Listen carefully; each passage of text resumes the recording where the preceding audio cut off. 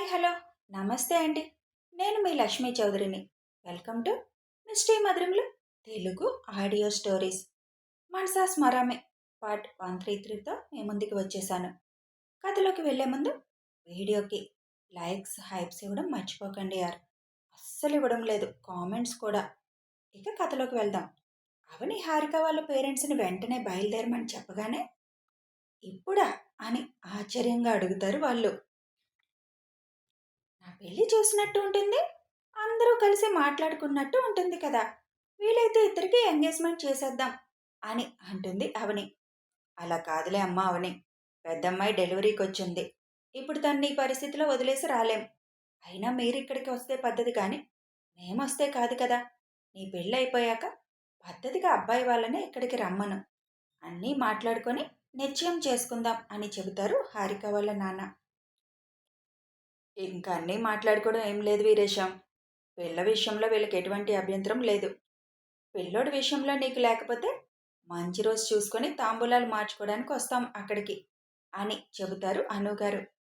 మీకు నచ్చినట్టు చేయండి అమ్మా. మీరు చెప్పారు కాబట్టి ఇంక మేము ఆ విషయంలో ఆలోచించవలసిన అవసరం ఏమీ లేదు. ఎప్పుడు తాంబూలాలు మార్చుకోవాలనుకుంటున్నారో మాకు చెబితే ఆ ఏర్పాట్లు చేసుకుంటాం. 2-3 రోజుల్లో పెద్దమ్మాయి కూడా డెలివరీ అయిపోతుంది. ఒక 15 రోజుల తర్వాత పెట్టుకుంటే బాగుంటుందేమో అని అంటారు హారిక వాళ్ళ నాన్న. అలాగేలే, అలాగే చేద్దాం. ఇక్కడ పంతులు గారితో మాట్లాడి ఎప్పుడు బాగుందో కనుక్కుంటాను. దాన్ని బట్టి మీకు ఫోన్ చేసి చెప్తాం అని అంటారు అనుగారు. అప్పుడే లోపలికి వచ్చిన వినయ్ హారిక వాళ్ళని ల్యాప్టాప్ ముందుకు తీసుకొచ్చి, ఇదిగోండి, ఇద్దరు పక్క పక్కన ఎంత బాగున్నారో చూడండి అని చూపిస్తుంది హారిక వాళ్ళ అమ్మా నాన్నకి. అమ్మా హారిక, నీకు ఇష్టమే కదా అని అడుగుతారు హారిక వాళ్ళ నాన్న. మీ ఇష్టమే నా ఇష్టం నాన్న అని హారిక తల వంచుకొని చెబుతుంది. ఆ మాటలోనే సిగ్గు కనిపిస్తుంది తనకి. ఇష్టమని అర్థమవుతుంది కదా అంకుల్. ఇంక మీరు పెళ్లి చేసేయడానికి రెడీ అయిపోండి. ఓకే అంకుల్, ఉంటాం, ఇంకా బాయ్ అని కాల్ కట్ చేస్తుంది అవని. హమ్మయ్యా, నీకు మాట ఇచ్చిన ప్రకారం మా పెళ్లి టైంలో నీ పెళ్లి ఫిక్స్ చేస్తాను అన్నాను కదా అన్నయ్య, చేసేసా అని వినయ్ని చూసి నవ్వుతూ అంటుంది. పెళ్ళిళ్ళ పేరమ్మయ్యావులే అని అంటాడు అభి.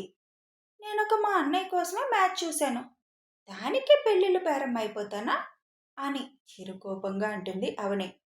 మరి లేకపోతే వాళ్ళకి ఆలోచించే టైం కూడా ఇవ్వకుండా లేచిందే లేడికి పరుగు అని అందరినీ హడావుడి చేసేసావు కదా, కుదిరితే వాళ్ళకి ఇప్పుడే పెళ్లి చేసేలా ఉన్నావు అని అంటాడు అభి. అంత లేదులేండి, మా వినయ్ అన్నయ్య పెళ్ళి అంత సింపుల్గా ఎందుకు చేస్తాను, అస్సలే ఆడపడుచుని నేను, నా పెత్తనం ఉండొద్దా అని అంటుంది.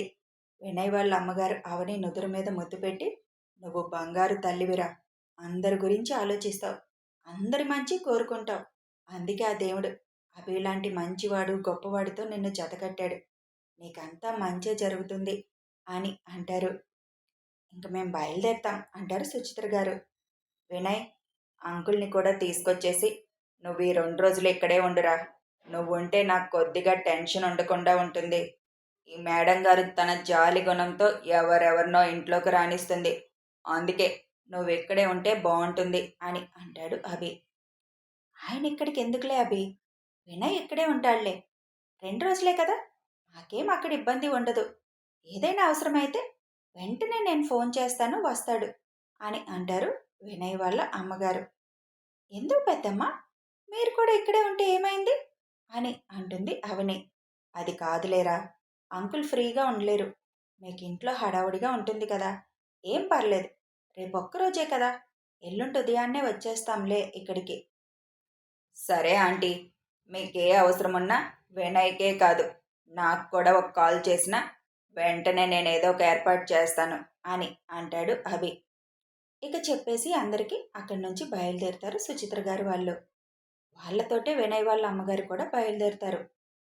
ఎంజాయ్రా వినయ్గా, ఈ 2 రోజులు హాయిగా కాబోయే భార్యతో ప్రేమ కబుర్లు చెప్పుకుంటూ కుదిరితే ఇంకా ముందుకు కూడా వెళ్ళొచ్చు అని అభి వినయ్ చెవిలో అల్లరిగా అంటాడు.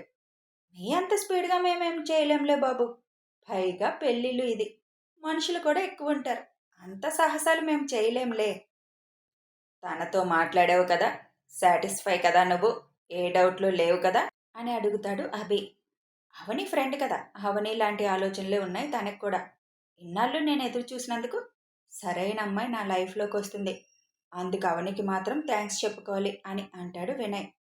అభి కూడా అందరికీ చెప్పేసి ఇంటికి స్టార్ట్ అవుతాడు. బయటికి రాగానే తన వెనకే వచ్చిన అవనికి మళ్ళీ ఒకసారి జాగ్రత్తలు చెప్పి, ఇంక మళ్ళీ ఇక్కడికి రావడానికి అవ్వదు, పెళ్లిలోనే నేనింక నిన్ను చూసేది అని చుట్టూ చూసి ఎవరూ అక్కడ లేకపోవడంతో ఫాస్ట్గా అవని బొగ్గ మీద ఒక ముద్దు పెట్టేసి బాయ్ అని కారెక్కుతాడు అభి. చిరుకోపంగా అభి వైపు చూస్తూ అసలు మీరు ఎక్కడున్నామని కూడా చూడడం లేదు అని అంటుంది. అలాంటివన్నీ చూడాల్సిన అవసరం నాకు లేదులే అని ఐవింగ్ చేస్తూ కారు ముందుకు పోనిస్తాడు అభి. కొంచెం ముందుకు అభి వెళ్ళగానే తన పోలీస్ ఫ్రెండ్ ఫోన్ నుంచి అభికి ఫోన్ వస్తుంది. వీడిప్పుడు ఫోన్ చేస్తున్నాడేంటి అనుకుంటూ ఫోన్ లిఫ్ట్ చేసి చెప్పు రవి, ఏంటి విషయం అని అడుగుతాడు అభి. కేసు రేపు హీరింగ్కి వచ్చింది, మీరు రావాల్సి వస్తుంది ఒకసారి. స్పెషల్ రిక్వెస్ట్ మీద తొందరగా వచ్చేటట్లు చూశాను. అసలు నిన్న ఇవాళ వస్తుందేమో అని ఆశపడ్డాను, కానీ జడ్జి గారు ఊరు వెళ్ళడం వల్ల అవలేదు. రేపు ఉదయం 11 గంటలకి ఈ కేసు హీరింగ్కి వస్తుంది. మీ మామ చాలా ట్రై చేశాడు, కానీ ఏ లాయరు అతని తరపున వాదించడానికి కూడా ఇష్టపడడం లేదు. సాక్ష్యాలు ఆధారాలు అన్నీ వాళ్ళకి వ్యతిరేకంగా ఉన్నాయి. వాళ్ళు చనిపోయి కూడా చాలా సంవత్సరాలు అయిపోయింది కాబట్టి ఇప్పటి వరకు వీళ్ళు శిక్ష అనుభవించకుండా ఉన్నారు కనుక వెంటనే శిక్ష వేసే అవకాశం ఉంది. కాకపోతే అవని వాళ్ళ నాన్నగారు రావాల్సి వస్తుంది రేపు. ఏమి ఇబ్బంది లేదు కదా అవనిని తీసుకురావడానికి? జస్ట్ ఒక అరగంట తీసుకొస్తే చాలు. జడ్జి గారు తనతో మాట్లాడాక తీసుకెళ్ళిపోవచ్చు అని చెబుతాడు రవి. ఓకే, తప్పదు కదా, నేను తీసుకొని వస్తాను వాళ్ళిద్దరిని. కాకపోతే ఎక్కువ టైం వేస్ట్ చేయకుండా చూసుకో. ఆల్రెడీ తనని వాళ్ళ పెళ్లి కూతుర్ని చేశారు, రేపిద్దరు చేయాలని ఆశ. మరి ఏమంటారో, కానీ తప్పదు కాబట్టి తీసుకొని వస్తాను. పెళ్లికి ముందే అతనికి శిక్ష పడితే మాకు హ్యాపీ కదా అని అంటాడు అభి. హా, మీ అత్త మాత్రం రోజుకొక నాటకం ఆడుతుంది, అక్కడ నొప్పి ఇక్కడ నొప్పి అని. అది కాకపోతే తప్పైంది నన్ను వదిలేయండి, ఒకసారి అభితో మాట్లాడించండి అని గోల గోల చేస్తుంది. ఎంత తొందరగా వీళ్ళ కేసు కోర్టుకొచ్చేస్తే మాకు అంత చిరాకు తగ్గుతుందిరా బాబు. రేపు కేసు అంతా అయిపోయాక అప్పుడు కానీ నీ పెళ్ళికి రావడం అవ్వదు అని అంటాడు రవి. ఓకే, రేపు జడ్జిమెంట్ వచ్చేస్తే బాగుంటుంది అని అంటాడు అభి. ఇది చాలా సంవత్సరాల క్రితం కేసు కాబట్టి వాళ్ళకి శిక్ష పడలేదు కాబట్టి కంపల్సరీ జడ్జిమెంట్ రేపు ఇచ్చేస్తారా, ఇంకా ఆలస్యం చేయరు. సరే అయితే నువ్వు ఒకసారి రేపు ఉదయం ఏ టైంకి కరెక్ట్గా తీసుకురావాలో చెప్తే నేను వాళ్ళని తీసుకొని వచ్చేస్తాను. మీడియా ఏం ఉండకుండా చూసుకో అని చెప్పి ఫోన్ కట్ చేస్తాడు అభి. డాక్టర్ కూడా ఈరోజు వచ్చేస్తారు. ఆయనేం చెప్తారో రిపోర్ట్స్ అన్నీ చూసి. ఎల్లుండి పెళ్ళయ్యే వరకు ఎటువంటి ఆటంకాలు లేకుండా ఉంటే చాలు అనుకుంటూ ఇంటి పోర్టికోలో కారు ఆపుతాడు అభి. లోపలికి వెళ్ళగానే అక్కడే హర్ష గారు వాళ్ళందరూ ఉండడంతో రవి ఫోన్ చేసిన విషయం చెప్పి రేపు మనం వెళ్ళాలి నాన్న అంటాడు అభి. సాక్ష్యాలు వీడియోలు అన్నీ ఉండగా అవని ఎందుకు, తను లేకుండా అవదా అని అడుగుతారు సుచిత్ర. తన తల్లిదండ్రులది యాక్సిడెంట్ కాదు, హత్య అని, తమ ఇంటికి వచ్చి వాళ్ళు బెదిరించారు అని కేసు పెట్టింది అవని కాబట్టి తను తప్పకుండా ఉండాలమ్మా. జస్ట్ ఒక అరగంటేలే, ఇంక తర్వాత తనని ఇబ్బంది పెట్టం. నేనే దగ్గరుండి తీసుకెళ్ళి మళ్ళీ తీసుకొచ్చి దింపుతాను. పెళ్ళికి ముందే టెన్షన్స్ అన్నీ క్లియర్ అయిపోతే మనకి మంచిదే కదమ్మా అని అంటాడు అభి. ఇవాళ చూస్తే వాళ్ళ వల్ల చిరాకైపోయింది, రేపు అటు అంటున్నావు. పెళ్ళి కూడా మనశ్శాంతిగా చేసుకునేవరా ఈ జనాలు అని సుచిత్ర చిరాగ్గా అంటారు. లైఫ్ అన్నాక కొన్ని కొన్ని తప్పవమ్మా, వేటి పని వాటిదే. నీ కోడల్ని చూడు, ఇప్పటి వరకు తన నిజం బయట పెట్టకుండా ఎలా మేనేజ్ చేస్తుందో. భార్గవని కొట్టకుండా శ్రీధని ఎందుకు కొట్టావని అడిగితే నేనే షాక్ అయ్యేలాగా ఎంత బాగా చెప్పిందో తెలుసా. ఇంకా అంత గొడవ తన గురించి అక్కడైతే తన ప్రాణాలు పోయే పరిస్థితి వరకు వెళ్తే తను ఆ విషయాన్ని, ఆ టెన్షన్ కూడా పక్కన పెట్టేసి వినయ్కి మ్యారేజ్ సెట్ చేసింది చూసావు కదా. ఏది పట్టించుకోదు తొందరగా, నువ్వు మాత్రం ఇక్కడ టెన్షన్ పడుతున్నావు అని అంటాడు అభి. అలాగే ఉండాలి, నా కోడలు ఎక్కడ విషయం అక్కడ మర్చిపోతుంది. సరే, నేను వెళ్ళి ఫంక్షన్ హాల్ డెకరేషన్ ఎంతవరకు వచ్చిందో చూసొస్తాను అని అంటారు హర్ష గారు. ఇప్పుడెందుకు నాన్న, ఆ పనులు అవుతానే ఉంటాయిలే. మనిషిని పెట్టాను కదా, చూసుకుంటారులే అని అంటాడు అభి. ఎంత మనుషులు చూసుకున్నా నా కొడుకు పెళ్లి పనులు నేను చూసుకోవద్దు? మీకే ఒక విధంగా కలిసి వచ్చిందిలే. రిసెప్షన్ పెళ్లి ఒకే రోజు, లేదంటే 2 రోజులు అలసిపోవాల్సి వచ్చేది అని అంటారు హర్ష గారు. అది నిజమే. ముహూర్తం తెల్లవారుజామున 2ంటికి కావడంతో ముందు డిన్నర్ ఉంది కాబట్టి రిసెప్షన్ అయిపోతుంది. మాకు కూడా కొద్దిగా పని తగ్గినట్టే అని అంటారు సుచిత్ర గారు. బిజినెస్ సర్కిల్ మొత్తం వస్తుంది కదా నాన్న, కొద్దిగా జాగ్రత్తగా ఆ విషయం చూసుకోండి. ఎవరికి ఎక్కడ ఎటువంటి ఇబ్బంది రాకుండా చూసుకోవాలి. ముఖ్యంగా మీడియాని కంట్రోల్ చేసుకునే విధంగా ఉండాలి. అదంతా నేను చూసుకుంటున్నానులే అభి. నువ్వు నీ మ్యారేజ్ని ఎంజాయ్ చేయి. నేను వెళ్ళి పని చూసుకుని వస్తాను అని వెళ్ళిపోతారు హర్ష గారు. అభి శంకర్ గారికి ఫోన్ చేసి విషయం చెప్పి రేపు 10:30 కల్లా రెడీగా ఉండండి అవని మీరు అని చెబుతాడు. అయ్యో, ఆ టైం అంటే అమ్మాయి రాజారాం గారి ఇంట్లో ఉంటుంది బాబు. పెళ్లి కూతుర్ని చేయడానికి ఉదయాన్నే తీసుకువెళ్తారు. అక్కడి నుంచే మనం తీసుకెళ్లాల్సి వస్తుంది అని చెబుతారు శంకర్ గారు. తప్పదు మావయ్య గారు, వాళ్ళని తొందరగా పెళ్లి కూతుర్ని చేసేయమనండి. మనం టైంకి వెళ్ళి మళ్ళీ తొందరగానే వచ్చేద్దాంలేండి. అదే విషయం వాళ్ళందరికీ చెప్పండి అని చెప్పి ఫోన్ కట్ చేసి ఇబ్బంది పెట్టడం తప్పడం లేదు. వాళ్ళకి శిక్ష పడితేనే పైనున్న వాళ్ళకి ఆత్మశాంతి ఇస్తుంది. ఏ తప్పు చేయకుండా జీవితాన్ని కోల్పోయారు వాళ్ళు. కన్న బిడ్డను కూడా చూసుకోలేకపోయారు. అలాంటి వాళ్ళని చంపిన వాళ్ళకి శిక్ష పడేటట్టు చేయడంలో మనం కొద్దిగా ఇబ్బంది పడినా తప్పు లేదులే అని అనుకుంటాడు అభి. ఇక్కడ శంకర్ గారు చెప్పగానే తప్పదు కదా అనుకుంటారు అందరూ. ఉదయాన్నే 7 గంటలకల్లా అవనిని తీసుకొని రాజారాం గారు వాళ్ళు వాళ్ళ ఇంటికి వెళ్తారు. అక్కడ అవనిని సాంప్రదాయం ప్రకారం పెళ్లి కూతుర్ని చేసి వాళ్ళ సరదా కూడా తీర్చుకుంటారు. అది అయిపోగానే కోర్టుకు వెళ్ళాలని తెలుసు కాబట్టి అలంకరణ అంతా తీసివేసి అనార్కలి డ్రెస్ వేసుకొని రెడీ అయి ఉంటుంది అవని. వచ్చాక మళ్ళీ ఇందాకట్లాగే రెడీ అవ్వాలి అవని అని రాజారాం గారి భార్య అంటారు. అలాగే ఆంటీ, కోర్టుకు వెళ్ళాలి కదా, మరీ అంత అలంకరణలో వెళ్ళడం ఎందుకని నానమ్మ మార్చుకోమని చెప్పింది. అది నిజమే కదా, అందుకే మేము ఏమీ అనలేదు. అలా వెళ్తే అందరి కళ్ళు నీ మీదే ఉంటాయి. అసలు పెళ్లి కూతుర్ని చేశాక అలాంటి ప్రదేశాలకే వెళ్ళకూడదు. తప్పదు కాబట్టి వెళ్ళాల్సి వస్తుంది. తొందరగా వచ్చేసేయండి అని అంటారు ఆవిడ. రవి ఫోన్ చేయగానే అవనిని శంకర్ గారిని తీసుకువెళ్ళడానికి అభినే స్వయంగా అక్కడికి వస్తాడు. ఇద్దరిని తీసుకొని కోర్టుకి బయలుదేరుతాడు అభి.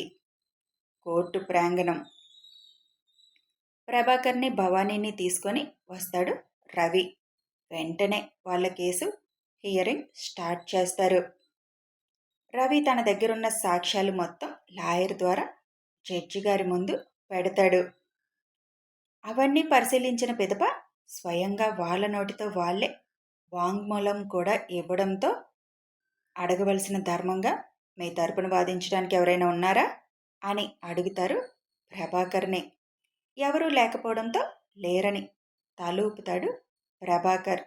అవనిని శంకర్ గారిని కూడా ప్రశ్నించాక కేసు పూర్వాపరాలు పరిశీలించాక ప్రభాకర్ అనబడే ఈ నిందితుడు 23 ఏళ్ల క్రితం వివేక్ రమ అనే ఇద్దరిని అతి దారుణంగా చంపి సాక్ష్యాలు లేకుండా మాయం చేశాడని, తప్పు చేసి ఇన్నాళ్ళు దర్జాగా బయటే తిరిగారని కోర్టు నమ్ముతున్నందువల్ల, ఇప్పటికే చాలా ఆలస్యం అయినందువల్ల వీళ్ళకి వెంటనే కోర్టు శిక్ష విధించాలని నిర్ణయించుకుంది. ప్రభాకర్ అనబడే ఈ నిందితుడి మీద ఇంకా చాలా అభియోగాలు ఉండడంతో ఇతనికి యావజ్జీవ కఠిన కారాగార శిక్ష విధించడం అయింది. ఇక భర్త చేసే ప్రతి తప్పులో తను సపోర్ట్ ఇస్తూ ఉన్న ఈ భవానీకి 10 సంవత్సరాలు కారాగార శిక్ష అమలు చేయడం జరుగుతుంది అని తీర్పు ఇస్తారు జడ్జి గారు. కనీస విచారణ కూడా చేయకుండా యాక్సిడెంట్ అని చెప్పి కేసు కొట్టివేసిన అప్పటి పోలీసు యంత్రాంగం ఏదైతే ఉందో వాళ్ళ మీద కూడా చర్యలు తీసుకోవాలని కోర్టు ఆదేశించడం అయినదని చెప్పి ముగిస్తారు జడ్జి గారు. అదంతా వినగానే అవనికి చాలా సంతోషంగా అనిపిస్తుంది. ఇన్నాళ్ళకి వీళ్ళకి శిక్ష పడిందని హర్ష గారు, అభి శంకర్ గారు అందరూ హర్షం వ్యక్తం చేస్తారు. ప్రభాకర్ని భవానీని అక్కడి నుంచి తీసుకువెళ్తుంటే ప్రభాకర్ అవనిని కోపంగా చూస్తూ బయటికి వెళ్తాడు. భవానీ మనసులో ఎన్ని తిట్టుకుంటుందో తెలియదు కానీ తన చూపులు కూడా వాడిగానే విసిరి అక్కడి నుంచి మొహం తిప్పుకొని వెళ్ళిపోతుంది. ఓకేరా, వీళ్ళని సెంట్రల్ జైల్లో అప్పగించి ఫ్రీగా నీ దగ్గరికి రాత్రికి వచ్చేస్తాను, మీరింక వెళ్ళొచ్చు అని చెబుతాడు రవి. ఆ ప్రభాకర్ చూపులు చూస్తే సైలెంట్గా ఉండేవాళ్ళ అనిపించడం లేదు, అతని మీద ఒక కన్నుండేలా చూసుకో అని రవికి చెప్పి అక్కడి నుంచి అవనిని శంకర్ గారిని తీసుకొని అభి వెళ్ళిపోతాడు. కథ కొనసాగుతుంది. మరి అభి అనుమానించినట్టుగానే ప్రభాకర్ ఏమైనా చేయాలనుకుంటాడా? అవనికి ఇంకా ప్రమాదం ఉందా తెలియాలి అంటే ఫాలో అయిపోండి. వీడియో నచ్చితే ఒక లైక్ చేయండి, షేర్ చేయండి, కామెంట్స్ రూపంలో మీ అభిప్రాయాలు తెలియజేయండి. సబ్స్క్రైబ్ చేసుకొని ఛానల్ని సపోర్ట్ చేయండి. Thanks for watching.